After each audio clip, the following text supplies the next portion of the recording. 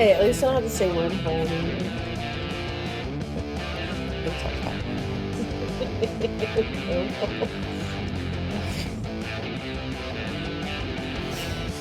Wormhole this yourself. strategy to wormhole. I don't know. I feel like that's something. On this week's episode of Devil's Trap Podcast, we determined that all good time travelers know to employ the Biff strategy. And have a serious debate on whether or not Kronos is a serial killer. Let's do this. Welcome to this week's episode of Devil's Trap Podcast. I'm Diana. I'm Liz. I'm not doing that weird voice that Diana is doing. No. This week we're going to talk about season 7, episode 12, Time After Time. Sometimes, do you picture me? I am never walking too far ahead of Diana because my legs are like half the size of hers. So I could never physically walk ahead of her. Pretty much, yeah. So how are you this week, Liz? I don't even know. It's October. It is October. So that's happened. I don't know how. You're stocked up on skeletons. I bought an obscene amount of skeletons today is it At Home? Yeah. And that store is dangerous. Holy shit. That store needs a lot more things to be on sale. It was a little pricier if I wanted it to be, but I got some. They have all the things. Yeah. I stopped thankfully I had to go back to work, right? Because I was just I stopped because I knew after I took, I have been the vet shuttle for my mom's cats. So after I took another cat to the vet, it's just been, and we had another cat party this weekend where all the cats got baths and got shaved. Yes. And I've been trying to find ways to talk about that my mom's cat was getting shaved without being where that goes. And I'm just like, damn it. Without saying my mom's cat's getting shaved. That's what you're trying to not say, but say. Yeah. So, but groomed also, but still is weird. And so, but Portia got the full Monty, and so she has a little frame around her face and a little poof on her tail and her little feet and her big ass belly just swinging around, and her fupa is just hanging underneath her big ass belly. But I think she feels she seems a lot more comfortable with that. I forgot where I was going with this. The skeletons. It was starting about skeletons, but now we're talking about but I mean, At Home, that I was kind of impressed. I was just like, no, you do not need to buy all. I bought okay, you definitely need a trash can for your office, but that's it. You can buy this trash can and then the hundreds of dollars of skeletons and this trash can. That is the only practical thing you can buy. They have some decent outdoor stuff, I think, because I think I didn't buy much, but I did I think I got an outdoor rug there. Did I? I don't know. I looked at stuff there before. Well, it's just especially as I'm in that mid-house stage where it's just but I'm also just trying very hard not to spend money or at least on things I don't actually need. I mean, the skeletons clearly needed. That's a need, obviously. Clearly needed. Because they have the flamingos there, and they were the only place. And so right now they're all in my car, and I'm about to go on a trip, and I'm like, do I just leave them in the car and then just have feeling if somebody breaks into my car and steals the skeletons, well, fuck off. So what about you? I had a pretty eventful weekend, actually. I mean, I went and saw Off With Their Heads, who were fantastic as usual at Three Links in Deep Ellum, and then I spent some time getting tattooed on Saturday. That was Friday night. Was that Saturday night? Was tattoo day, and then Sunday was State Fair of Texas. It was opening weekend, so I went and got my Fletcher's corny dog, like you have to, and get my picture with Big Tex. I had a good little time running around and saw our friends from Island Getaway Rum. They've got us set up all season at the fair, and that's cool. They've got samples. They have samples. So I did that. That's a really cute setup, like a little tiki vibe. So yeah, good little weekend. Busy. Yeah, I forgot I'm holding down the. I forgot I'm I holding down worked the all fort. weekend. I was like, why didn't I feel like it? What did I do? Oh yeah, you just worked. You Oh didn't yeah, have you a were. weekend. Yeah, I feel like I'm holding down the fort while Babe's on an adventure. You're being a bachelorette. Yeah, I feel like I had what is that? It was like what's the trend now? Is like girl dinner or whatever. It's this thing where like when chicks make stupid shit for dinner because they're by themselves. It's like the shit that we would do. So like tonight, I was like, I'm making myself a fucking baked brie for dinner, and guess what I made for dinner? A fucking baked brie. Then I felt a little guilty, so I made a little pesto pasta on the side because I was like, I need something other than like bread and baked brie in my face. But do you? Well, not much, just a little bit. No. So good for you. Mostly, I really wanted leftovers for other stuff to eat this week, so I don't have to cook every night. That was why I'm like, I'm gonna make some pesto pasta because then that's good for a few days. Yeah, that is true. Oh, you're making me hungry. Okay. Sorry. So, all right. So yeah, so this week is gonna be, I don't know. So we're October, it's spooky season, hooray. And yeah, all right. So one thing just in kind of the land of things I just noticed that I don't know why I did not notice this before, but Ruth Connell from the show, who you've not met yet, but who you know who she is, and she's amazing. I'm aware. She's a Nandor in the Talking Mongoose, which is the new Simon Pegg movie, which about Jeff the Talking Mongoose, the paranormal event that was like so. We've talked about. I think I did a whole thing about Jeff. No, yeah, we did that. We've done lore about that. Yeah. So sure. I didn't know there was a movie now. Yeah, so there's a movie and it's available on streaming. So I have something to watch on the plane tomorrow. I just have to figure out like if I can find it for free or if like maybe it'll be streaming on the plane. So, and then I can even like, yeah. So I'm very excited about that, and and the fact that she's in it like just makes me happy. So this episode, Time After Time, was season 7, episode 12, and first aired January 13th, 2012, and was directed by Phil Scuccia and written by Robbie Thompson, who we last saw write / fiction, and that was the first time that he had done anything for the supernatural, but will not be the last time that we see him. So we start off with a hat and a trench coat man. Hat man. Yeah, Fedora dude. I think I just call this person Fedora through my notes, by the way. I call him Hat Man.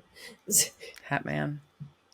That might have been easier to write. I don't know. I like writing F's, though. So, Fedora. Walking away from a house, down an alley. Sam and Dean have been, like, obviously staking this guy out. And they're like, we're going in. And Sam's like, what's the plan? And Dean's like, don't die. Rawr. Spoiler, they succeed in the plan, not part of the plan.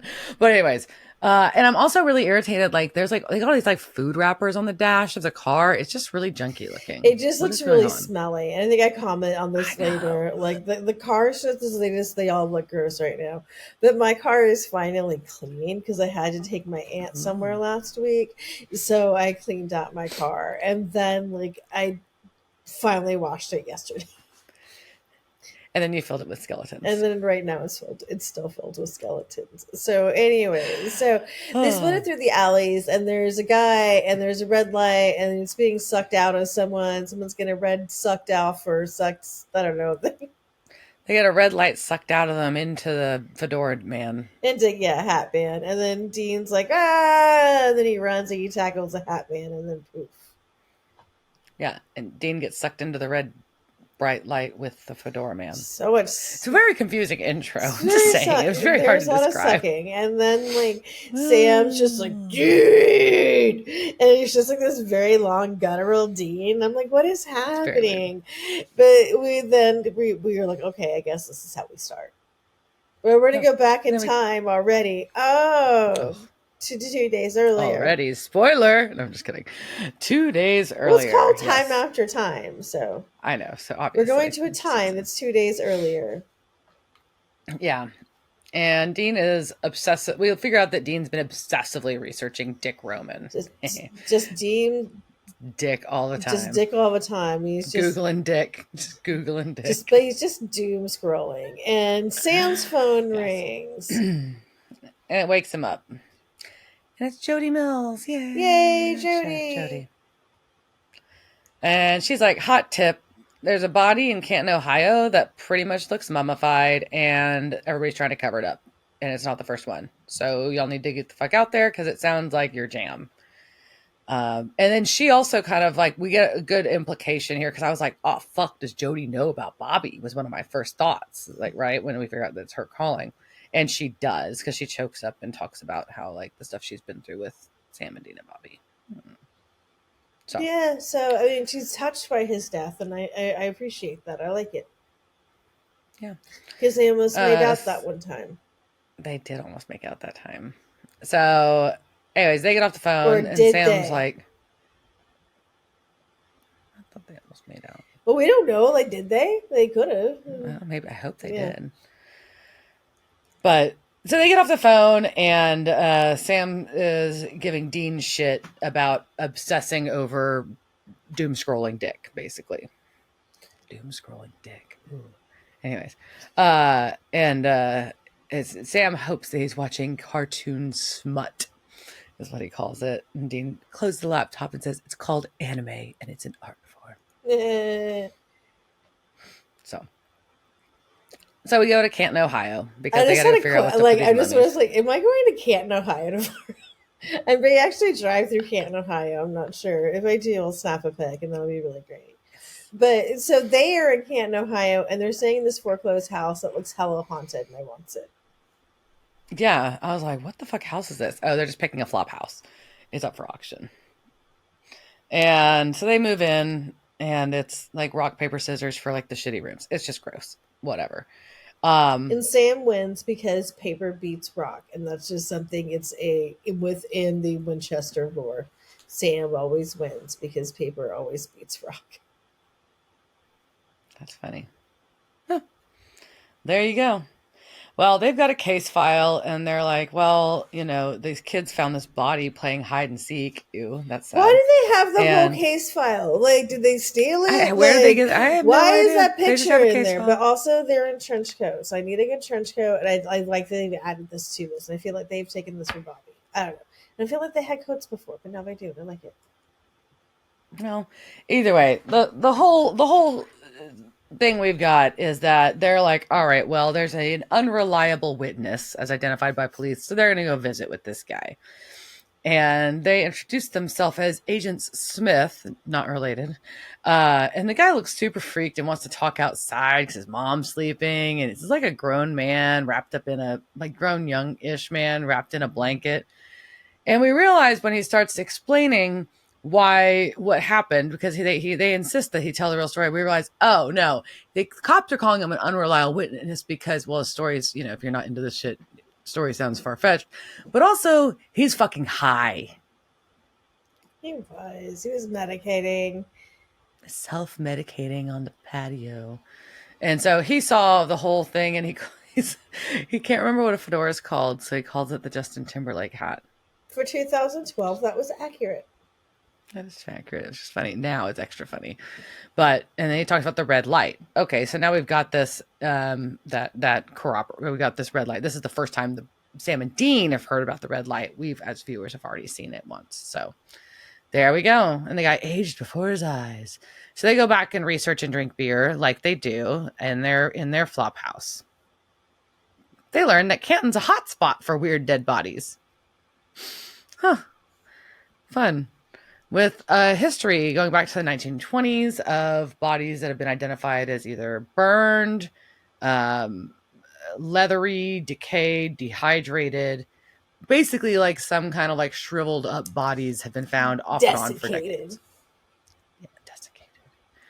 And there's a story about how a woman named Terry Cervantes found a corpse near a church, and it made the front news of the newspaper. And I can't find any pattern to these deaths other than the fact that they seem to drop in threes every couple decades. So there we go. Dean wants to do more research, and Sam has a hot take again because he's really into giving Dean a hard time about this. And says, more anime or strictly into dick now? Also, Jared's hair is so long. It's very long in this episode. So And Dean thinks he's all slick. And he's like, let me just Google Canton webcams. He has learned to hack cameras. That's but adorable. like, if he's not actually, but like the way they show him doing it is not how it works. Google like webcam, enter. Yes, that is not. No, that is exactly how you hack a web camera. Okay. So, and anyways, but he's able to pull up a bunch of views around the city, and Sam's super impressed because Dean learned it from watching Frank. Oh, and somehow also like they've got all the back footage from these places, but that's cool. And they can go back in time and like look at all of them. They found Hatman. Hooray! They find Timberlake, Fedora, Hatman, whatever you want to call him. They find him. And they're like, wait a minute, that same guy is in because the camera quality is so fucking good. They can zoom in to see his facial features also and realize that he's actually also in that cover story in that news article from decades ago. Totally makes sense. Yep. So they're going to go talk to Terry, who was the little girl that found this dead body. And Terry grew up to be a doctor, and I'm very proud of Terry. Go for you! Like I know this was not hard. You in what you came of age in, Terry. So good for you. So she's like, "Hey, I don't know whatever happened to that body. I still to this day don't know. But by the way, that dude in the fedora, that's Mr. Snyder. He lived on my parents' street." Okay, then. So that's where we get back to our intro scene with the stakeout. Yeah, and this is where a comedy, because they're either this is as like Sam and Dean are having a smelly stakeout, and that's just looking at this car. I'm just like, ew. It smells like mustard and onions. I bet. And I like those things on a burger, but I don't want to sit in a car. Oh yeah, or like the day after, like you go to In-N-Out or something. But I did. You leave French fries in your car. Yeah. No, I did at like I forgot where I got it. But I got this like little like jelly bat. And it's like an Austin bat or something, but it smells like I don't know, like one of like a mini tree or something. But no, my car smells really good, and I have a bat. That's nice. Yeah. I think it's a combo. Which goes right into this next thing where they're just kind of like, so what is this? Like, is he a dude? Like, but is he a vamp? Like, what's going on? And Sam's like, no, but the bodies have blood. It was just like really old blood. So then I asked like, does blood stay in a mummy?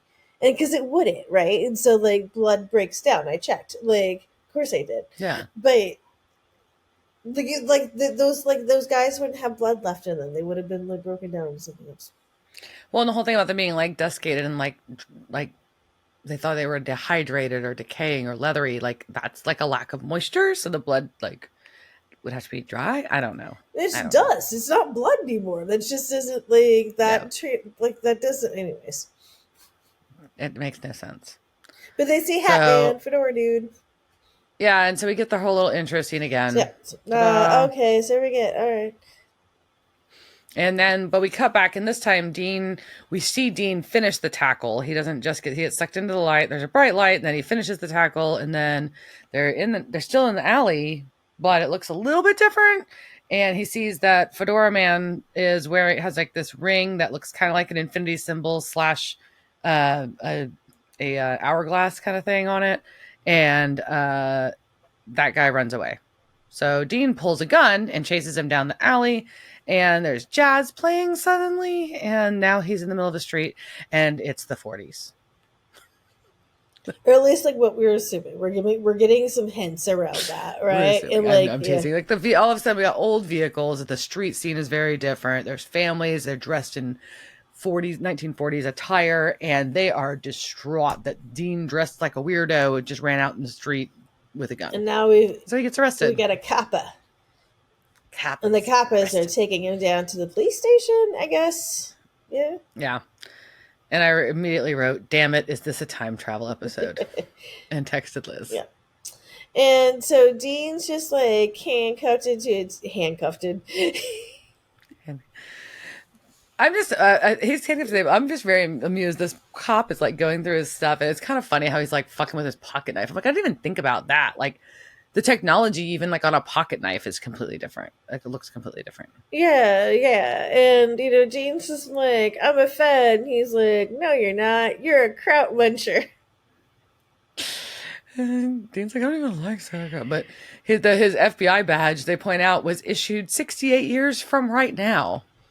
So. And that is where Dean does the math, and we realize that it's 1944. Yeah. Yeah. And they think he's a spy for Germany. And they do. And so Diana was correct. It's a time travel episode. Right. So we all know what we say here. Time travel is stupid. But So we're gonna do. But we're not. So I'm gonna quiz Diana about this about time travel and science. Fuck. Oh no. Okay, Right. so your first question. You ready? In the classic movie Back to the Future, the DeLorean time machine famously misfires in its journey through time. But where does the movie go wrong in terms of theoretical physics? Is it one? It forgot that Marty needed a cosmic GPS to navigate through time. Two, it excludes the concept of space-time with the necessary temporal coordinates. Three, the flux capacitor isn't powerful enough to bend reality. Or four, ignore the quantum entanglement of Marty's shoelaces.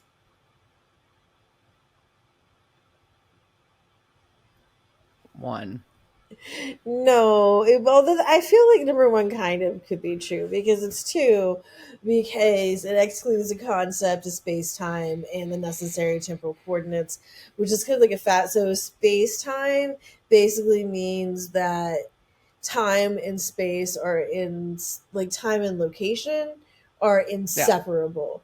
So like you can't like if Marty put like I'm gonna go to like this time like in the DeLorean, like he wouldn't be traveling to that place on Earth. He would be like sucked into like some weird vortex and And be at the same location. he'd be like in a vacuum in space, right? So like Right. you just can't alter one without influencing the other. So basically, they just won't work. Okay, so that's your first question. Just some simple theoretical physics, right? Sure. This is fine. All right, question Yeah. number two. In the epic sci-fi movie, I don't know if it's epic. That's what ChatGPT called it. In the epic sci-fi movie Interstellar, the team of astronauts traverse through a wormhole to reach another galaxy. But what's the big oopsie the movie makes when it comes to the theory of wormholes, if they exist in space-time space-time travel is possible through black holes? Is it one? It suggests wormholes could lead you to a random Chuck E. Cheese in 1987. Two, it forgets to mention wormholes are probably one-way trips. Three, it implies wormholes pop up conveniently near Saturn. Or four, it neglects the concept that wormholes likely lead to another defined point in space time. Four. It is number four. So, like, basically, if wormholes are real, like, you can go from, like, A to B.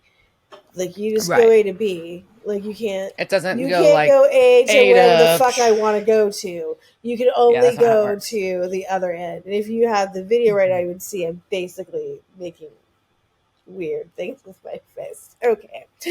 So You're just fist bumping I'm yourself. fist It's okay. bumping myself. I'm wormholing myself. Right. So You don't.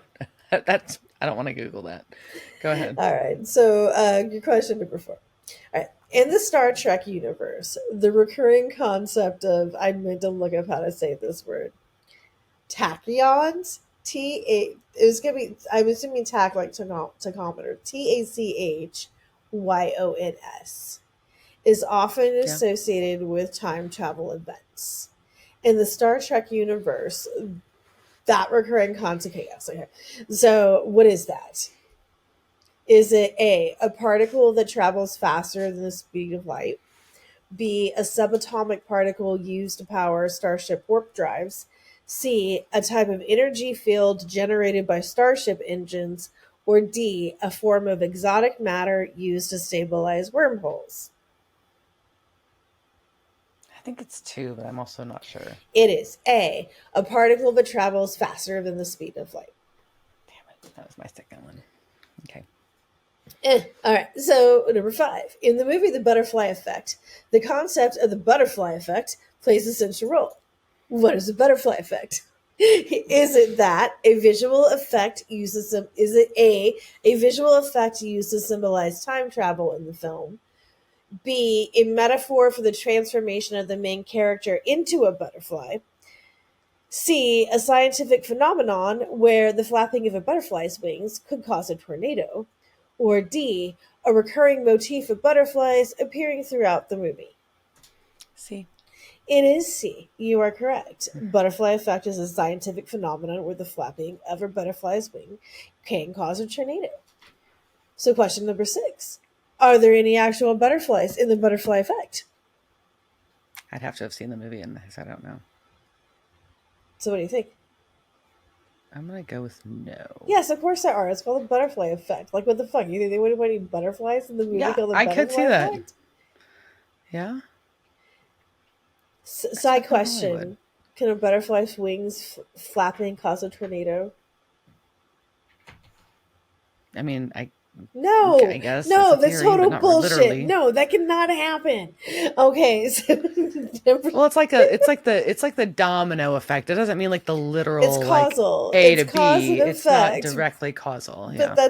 that can't happen. Okay, so number 7 in the 2000, I guess it'd be the butterfly effect of Ashton Kutcher and interviews.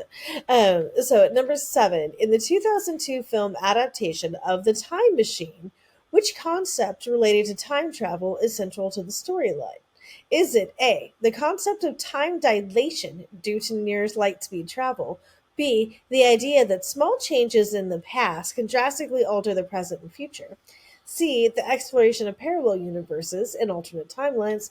Or D, the use of wormholes as a means of instantaneous time travel? What movie? The Time Machine.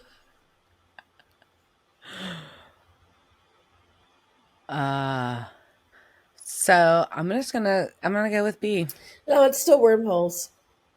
Damn, So they're that was still my wrong. second option. They're still wrong. Yeah, yep.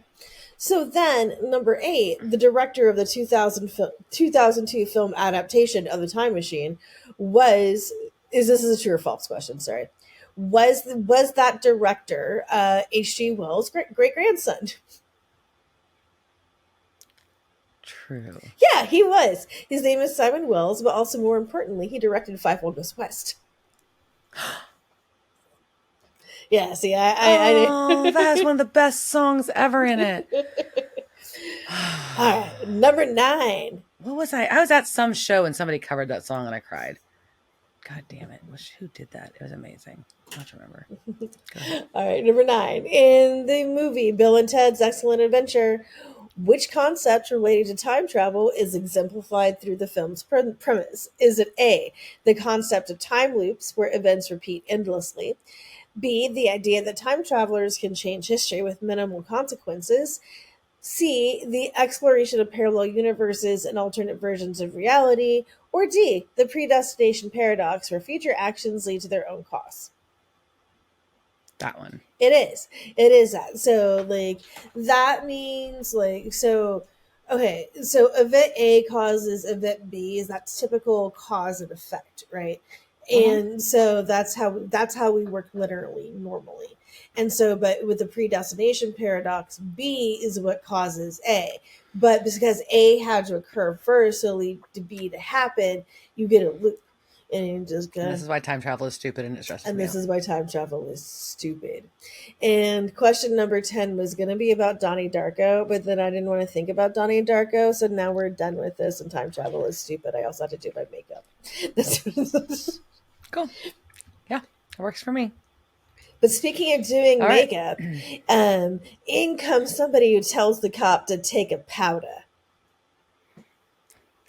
And who is this? It is a new detective, and he wants to know what really happened. New detective. Nude detective? New detective. And he wants to know what really happened in the alley. Yeah, he so also Dean tells has him the truth. Fedora. He is not nude. No, I wish he was nude with a fedora. Naked with a fedora. Okay, go on. Well, either way, so he wants to know all about this, and Dean's like, oh shit, you're a fucking hunter because you believe me. And he is, and it is none other than Elliot Ness. What? Craziness. Who Diana had to Google. Anyways. Okay, I can get that you have not seen The Untouchables, but you had to Google Elliot Ness. Well, it's not like a name like I know off the top of my Al head. Like I Googled it and I Capone. was like,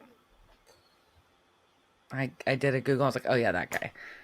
I knew as soon as I saw it. It's just not something that's like at the forefront of my brain.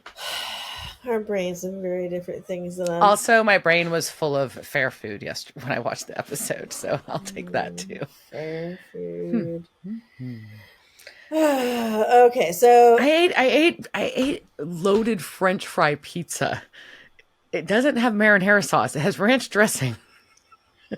It's just beautiful. It's a beautiful thing. It's a lot. All right. So Sam's got his murder wall going back in he's got a literal modern murder times. wall. Like he is It just is. like that. There isn't even a chalkboard at this point. It's just like the entire wall of his house. He's got a murder house. It's pretty impressive. His murder house has a murder wall. And yeah. So the phone rings and it's Jody and she wants to help. She's like, I got you into this. Let me help you. And Sam's like, oh, it's not really your fault, man. But whatever. So back in 1944, Dean tries to make Untouchables references and Elliot doesn't get them, obviously, because it's a fucking movie that came out a lot later. Anyways, but well, he was still real, and that was based on his life. But Dean really wants to be an untouchable, and Elliot Ness tells him he looks like a Bindle stiff, and a Bindle stiff is what they were called, like they called hobos because they carried a bindle on the stiff. Oh, I was wondering what that was. Thanks. So they're gonna go to the tailor. I put haberdashery. I feel like it was a haberdashery they went to. Well, it's a hat shop. I'm sure they did it all. So they went to go get a custom suit made, but they know. But they know. They have Elliot and Dean had the convo. They know this thing kills in threes. There's 2 down. They need to get another one, and there we go. So that's the mission. So this Elliot Ness is busting Dean out of jail to go help him. So they go in and meet Ezra Moore, who is fucking amazing. I love her. We love her. And Elliot just says, yeah, he's from the future. Like, no biggie. So we figure out that like Ezra is kind of like in on the hunter thing, but we don't really know how. And we never really know how, sadly. But either way, so Dean's like, yeah, gas costs $4. You can get cheese out of a spray can, and the president is a black guy. I could go on. I think cheese on a spray can is a pretty important technological invention that people want to know about. Yeah, and so we start flipping kind of back and forth between like the present and the past. So sometimes when it's just like present, past. So we go back to the present, and Jody's got books and boxes. Then we go back to the past, and Dean looks really ridiculously hot. He looks really good with his hair parted. Like his hair parted on the side, like really good. I would really like to see Jensen Ackles do some like late 1920s, 1930s roles, so I can see him in that look all the time because it was good. It was nice. It was working for him. Mm-hmm. It was working for him. But this is funny. This is the second time he says. I think it's the second time he says "awesome." And like, you know, we say, oh, it's fucking awesome. Oh, awesome. And they give him shit. Like earlier, Elliot's like, what about this makes you full of awe? And then he says it again. And like, they say that he sounds like a religious kook. I was like, oh, that's kind of funny. Yeah. So every time that I say awesome repetitively, because they say that is my word of the year, apparently. Awesome. I blame Becky. So Ezra calls them idiots, and it's adorable. She is the new old Bobby. She is. That's basically like what the implication is. She's kind of like the pre-Bobby. Yes, I do old. Yeah. So Jody's trying to help Sam research all these boxes that she brought over, and basically these boxes are from Bobby's storage. This is what we've find out, and they actually find a while they're looking online, they find a picture of Snyder and they see the ring and they're like, wait, what is this? Let's go find it in a book. So now they're looking for the hourglass / infinity symbol looking ring. And in the meantime, Dean and Ezra are discussing about it because they're still in the tailor, and she's like, yeah, it's the infinite hourglass. It's the mark of Kronos, the god of time.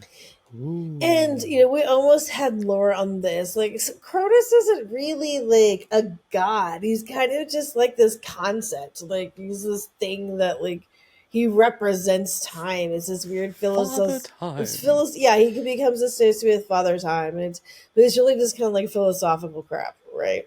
But anyways, but in here he really does get personified as like a god. And that's actually how it's done in a book series that I really like that I've referenced before, but it's a Piers Anthony series. Yeah. There's a book. There's one of the books that's about time. Anyways, so, but basically what Ezra busts out with is he's killing folks for time juice. Get their time juice, sipping on that time juice like it's Grey Goose. So she's like, well, y'all might, like, how else is he getting back to 2012? The only way is really to go through Kronos. So you gotta let him grab you. You're gonna summon a god. Mm-hmm. So that's Jody and Sam are trying to summon a god. Elliot and Dean think they're gonna kill a god. Yeah. And Ezra's like, sure, I'll scrounge something up that you can kill a god with. No big. Y'all, just kill a god. In the meantime, go figure out if his house has been built yet. You can go research that. So, yeah, Dean doesn't do well. Like, for someone that really likes like these old movies, like it's like the Wild West one where he like, he just doesn't adapt greatly. It doesn't adapt, it's a hard time sometimes, imitating Sean Connery or, just, blending. Blending is his issue because, sometimes he seems a little dumb. But anyways, they get to the house from before and Elliot kicks the door in, which is just kind of like, yeah, this is like why people hate the cops, Elliot. Like, you started this. So anyways, Dean finds a ledger and we realize that Kronos is using the Biff strategy.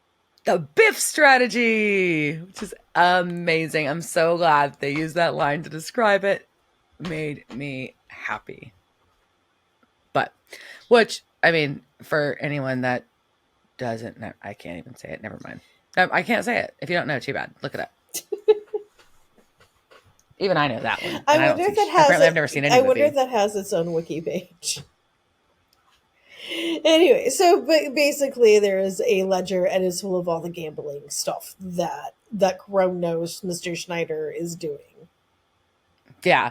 So basically, the Kronos, Fedora man, whatever, same nice Mr. Schneider, is using his time travel knowledge to gamble and make a lot of money. And they're like, well, shit, let's go find his bookie. And so they find Lester Young because it's coded in the book. And they're like, hey, we're going to good cop, bad cop it. Dean's the bad cop. Ooh. Elliot's the good cop. Ooh. And they make up a story after Dean, like, punches the shit out of Lester. He's like, I learned it from watching you. Which I can only say that way. And then, like, Elliot makes up, like, a story about how Dean's been kicking Nazi heads in for the last 2 years. If he doesn't kick a head in every so often, then he's needs to get it out. Yeah, so basically they harass this man until he becomes a stoolie and snitches on Kronos and tells him where to find Schneider / Kronos. You can find him at the early bird because he's after it. Yeah. They don't say why. Just taking me at the early bird. So back in modern times, Sam and Jody are like, okay, well, if we're going to summon Kronos, we need to make sure that he literally has his hands on Dean at that moment. Otherwise, Dean can't ride him back. They keep referring to him as riding him, and they should stop. I know, it's a lot. It's not a good name for this guy. You should pick another name. But Jody finds a bottle of Johnny Walker Blue that Rufus had given to Bobby, and it's very touching. It is. It has a piece of paper rubber banded to it says, "Fine, you ass, you win for once. Enjoy, R." Also means Bobby won a bet against Rufus. And so it's only the right thing to do to drink it. Also, you're all alcoholics. Well, that too. But, yeah. So now we get back to the past. Yeah. And Dean and Elliot are staking out the diner where Snyder hangs out. And and we see Elliot bust out a flask. And Dean's like, "Wait, what? What is happening here?"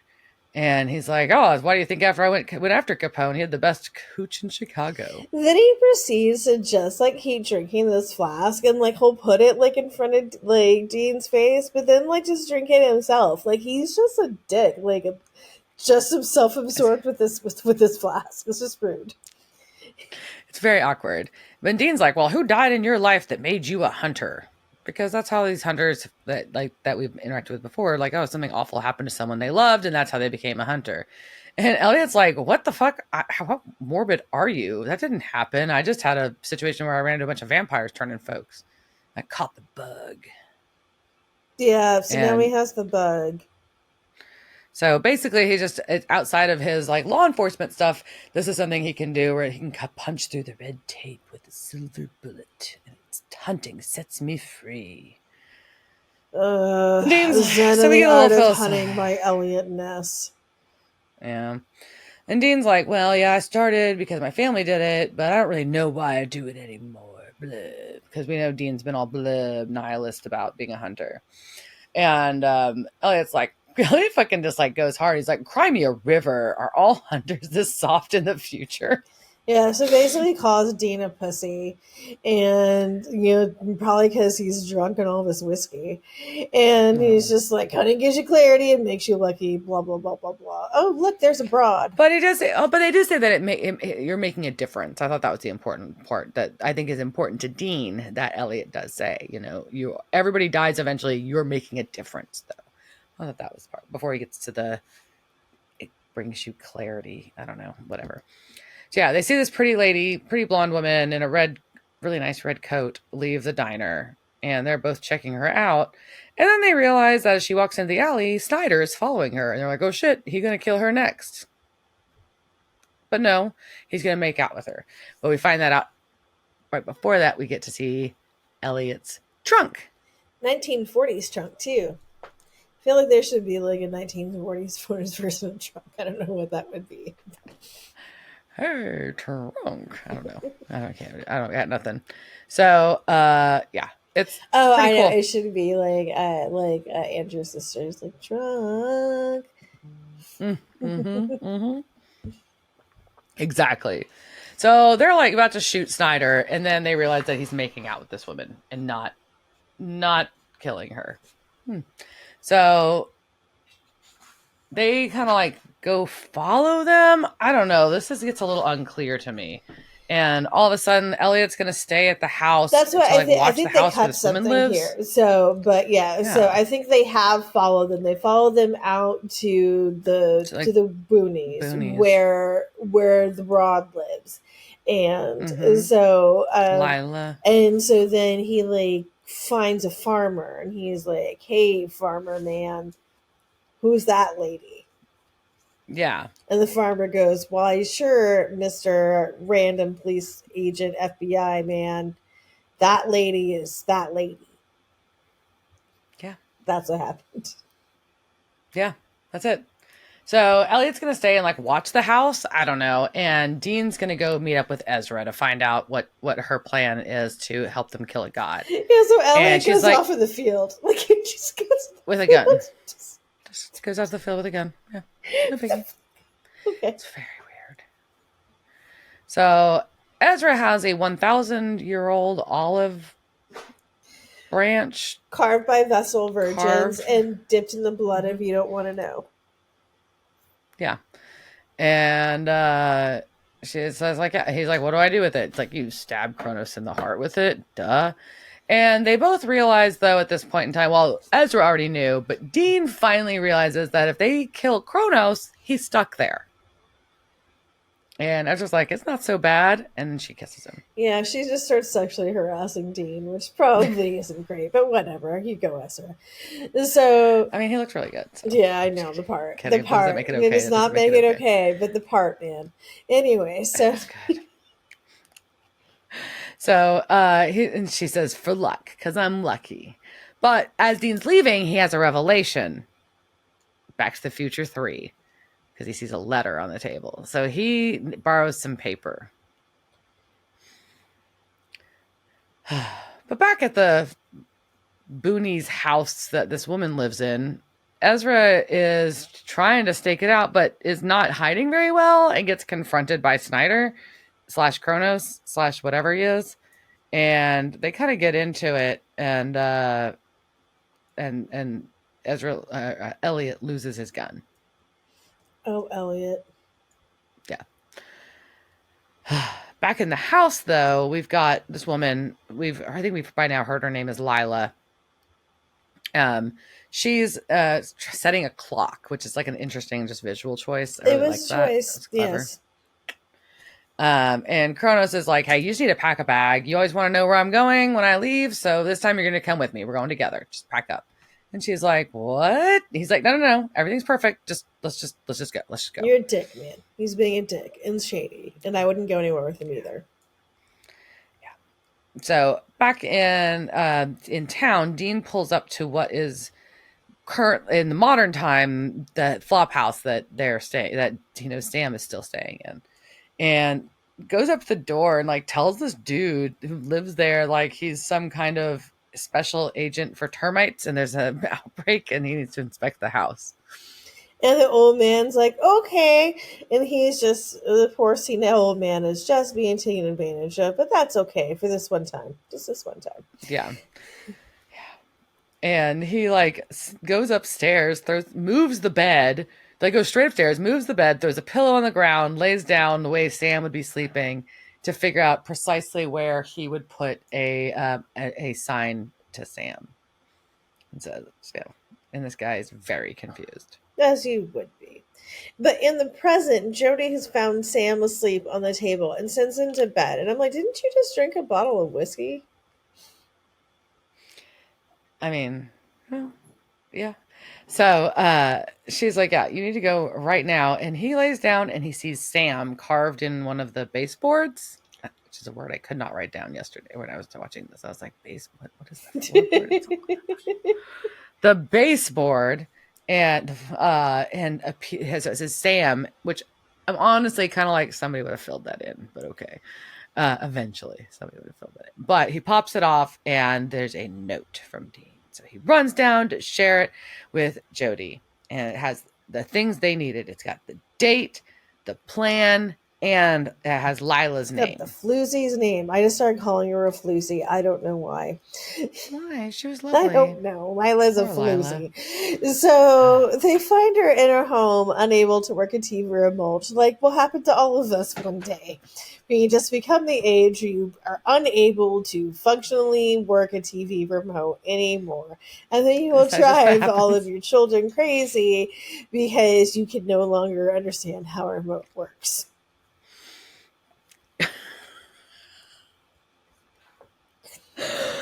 So they're like, hi, ma'am. Do you know? At first, she thinks that Michael's in trouble again, and we don't know who Michael is, but it's kind of funny. And Jody's like, no. Do you know this guy? And she it's kind of sentimental and sits.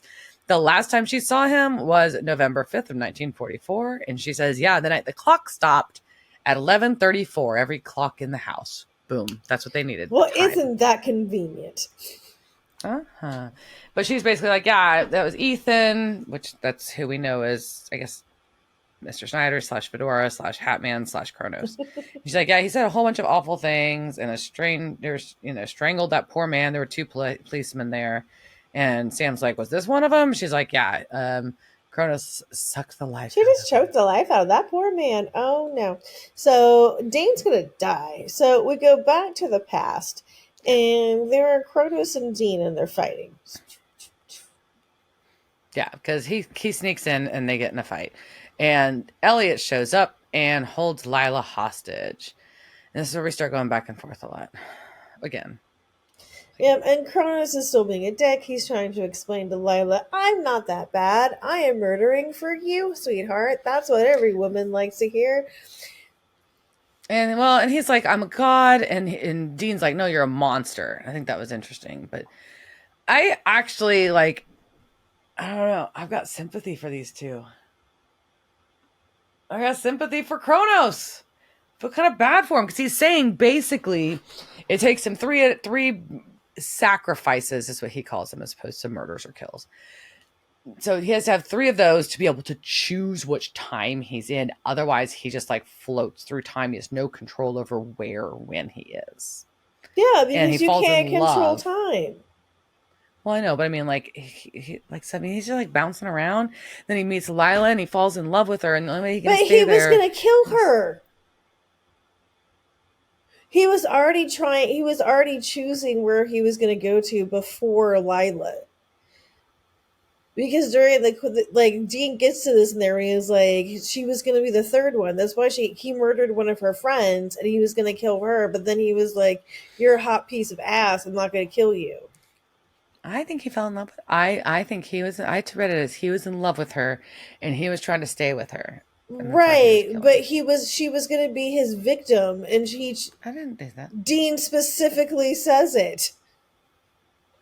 Well, no, not like in the past, but not like now. He fell in love with her. She was going to be his victim, and then he decided not to kill her, and then he fell in love with her. Yes. Yeah. So it's like it's still dark, but he wasn't like going out like I'm murdery. I mean, he was murdering people before her. I know that. I'm saying, and he was going to murder her. He was. It can't be sweet. He was going to kill her. That's like a serial killer. Like if Ted Bundy and one of his like victims fell in love, and then like you were like, well, that's sweet. He just wanted to stay with her, but he's still Ted Bundy. I see it kind of like Amy-ish, where she didn't have a choice. Like she had to kill someone to be able for her son to survive, and that's kind of the. But he didn't have to murder before. Like he could just be floating through time. He chooses. That sounds awful. But he chooses to kill people to be able to go to pinpoint. Flipping through time would be fine. Think of all the stuff you get to see. It's not worth murdering people. No, I'm not saying that's okay. I think it's a shitty situation. That's what my point was. I had sympathy for his situation, not that he chose to kill. I don't know. In serial killers, you don't get to be in love. You're a serial killer. That's different. He's a serial killer. It's not the same. It is. It's totally the same. It's totally the same. Tonight on this week's Devil's Trap podcast, Diana and Liz debate whether or not whether Father Time is a fucking his Father Time is a serial killer on this week's Dateline. I don't think he was relishing killing people. He was doing it as a function of what he thought was survival. That was my. I think he liked it. I think he liked it. As Dean said, you just actually didn't give a fuck. Like he didn't care. He didn't view humans as anything. He was a god, except for Lila. It's like Zeus fucking a swan, man. Like I don't know. Fuck your day. Fuck your authority. Either way, so but Lila is not having this. She's upset, obviously, and because she understands this is upsetting. He's a monster. He's a murderer. Well, I mean, I'm not saying he's not a monster or a murderer. I'm saying I have sympathy for the situation because I think he felt like he didn't have a choice. That's what I was saying. So Elliot's like, this is insane, and so we've got the stupid stake and. Dean's going to go after him, but right as it's happening, Kronos starts glowing because right at that moment is exactly when Jody and Sam have started summoning him. So it's kind of good timing, I guess. They pulled it off. Is this Jody's first spell? I think it might be. Aww. That is cute. And Kronos is pissed when they get to the flop house because it works. And while that's happening, like NASA like throws a stake at D, and he's like, "Hey, untouchable!" Pah! And so the stake goes through the bright light time with the red light thingy. It's ridiculous. Yeah. So we've got a whiny Kronos. Kronos is upset. Sam gets the stake and stabs him, and his veins glow, and he's like, before I die, I'm going to tell you your future, and it's covered in thick black ooze everywhere." And he always says, "It's thick black ooze. It's everywhere. They are everywhere. Enjoy oblivion." And then poof, he dies. Yeah. Enjoy oblivion. I will. Thank you very much. So casting couch. Yay!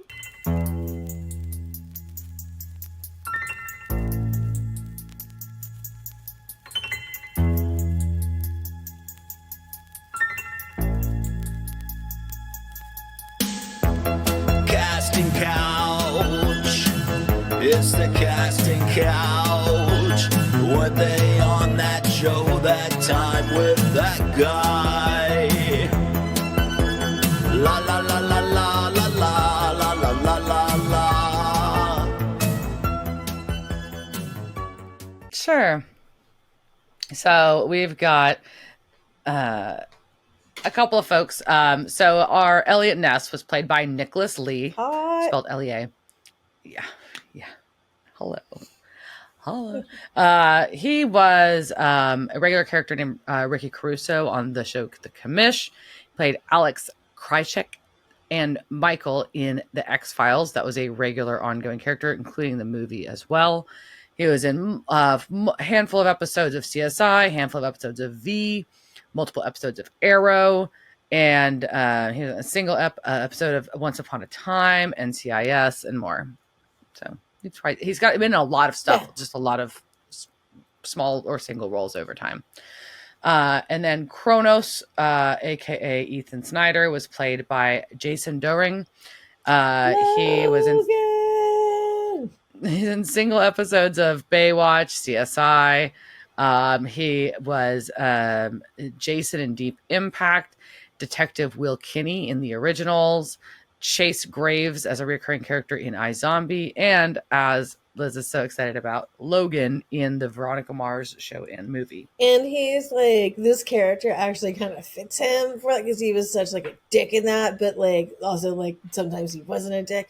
Yeah, it's just like he was also very good looking in that, and then very good looking in this, and then like within the Veronica Mars like sequel, then like he like I don't know, he like went in a weird diet. He looked weird. But anyways, yeah. And then our new favorite character is Ezra Moore, played by Linda Darlow, and she was in an episode. She was multiple episodes of 21 Jump Street, multiple episodes of the original MacGyver series, episodes of Who's the Boss, iZombie, and more. She's one other episode of Supernatural, but not as this character, obviously, because we're not really in 1944 very often. And was Mary Ann in the movie Buddy Games. Yeah, what I like about her, like after we were both looking at her stuff, is just she's a classic like working actress. Like she has been like working since like the 80s, and like she has stuff coming out now. The stuff is in pre-production, so good for her. Good on you. Yeah. So, all right. So this episode, time travel was stupid. I mean, in my super superficial way, it was some good eye candy episode. No, it overall. It was a very ugly. Yeah, that was a great episode for that. Visually, it was great. I like the 40s. It was just like there were some wonderful colors in it too. Like Elliot Ness had like this like gorgeous like rust colored coat on. I'm like, what the wearing like hello, but. And so it was visually stunning. It was amusing. It was fine. It's still time travel, which is annoying. And so, we're So what aren't we dealing with? So we didn't deal with the Leviathans. No Leviathans. We kind of no Lucifer. Like Sam is fine. Apparently, apparently we kind of deal with Bobby a little bit, but not much. A little bit. Yeah, so it feels like, like as much as I love the premise and I love the Elliot Ness idea, like it's still like, hey, what is other stuff? Like, just forget all the long backstory that's going on. That seems super important. Let's just have a fun episode. Yeah, which is fine. Yeah. I'm not mad at it. All right, so is that how we end this? Just like, I'm not mad at it. Yeah, I'm not mad at it. All right, cheers, jerk. Cheers, bitch.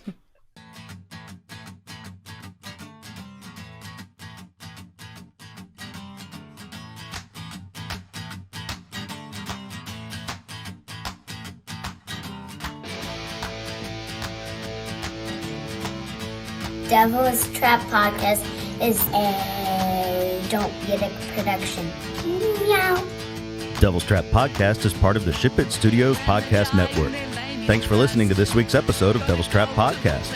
You can follow us on Instagram at Devil's Trap Podcast, Twitter at Devil's Trap Pod, or you can email us at devilstrap@devilstrappodcast.com. Don't forget to subscribe, leave reviews, and share with all your friends. We're at all your favorite podcast outlets and at devilstrappodcast.com. I'm Babe. Thanks for tuning in, and we'll see you next time.